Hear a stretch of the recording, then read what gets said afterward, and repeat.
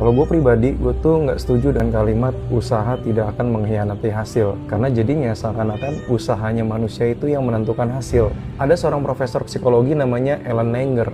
Jadi beliau ini pernah menjelaskan tentang yang namanya illusion of control. Yang dimana manusia tuh sering ngerasa kalau gue udah usaha maksimal, harusnya hasilnya sesuai. Padahal realitanya hidup tuh dipengaruhi banyak variabel. Ya nggak sih?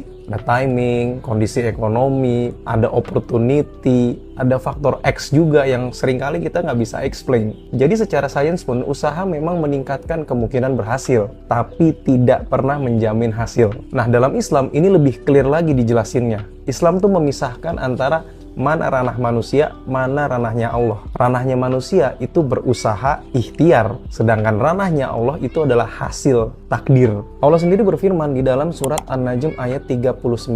Dan bahwa manusia hanya memperoleh apa yang telah diusahakannya. Di situ Allah nggak bilang kalau manusia akan mendapatkan hasil dari apa yang dia mau. Tapi manusia akan mendapatkan apa yang dia usahakan. Itu artinya usaha itu pasti bernilai. Tapi bentuk hasilnya belum tentu sesuai dengan ekspektasi manusianya. Ini yang orang sering salah paham dan jadinya kecewa. Kita sering menganggap kalau hasil itu sama dengan apa yang kita inginkan. Padahal dalam Islam, hasil tuh bisa berupa pelajaran, perubahan diri, jalan hidup yang baru, kedekatan dengan Allah yang paling penting. Dan juga memang ada yang dikabulkan sesuai dengan harapan manusianya. Kita ambil contoh deh, Nabi Nuh itu berdakwah selama 950 tahun. Hasil dakwahnya 950 tahun adalah berdasarkan riwayat followersnya nih, 70-80 orang. Itu nggak termasuk istri dan anaknya, karena istri dan anaknya nggak ikutan follow. Nah, kalau kita pakai mindset usaha tidak mengkhianati hasil, harusnya selama 950 tahun, followersnya Nabi Nuh, pengikutnya Nabi Nuh harusnya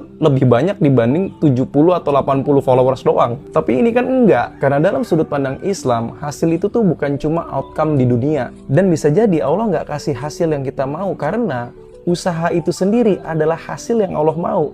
Paham nggak? Jadi tugas manusia itu bukan memastikan hasil. Tugas manusia itu memastikan ketika hasil itu datang, manusia itu sudah layak untuk menerimanya.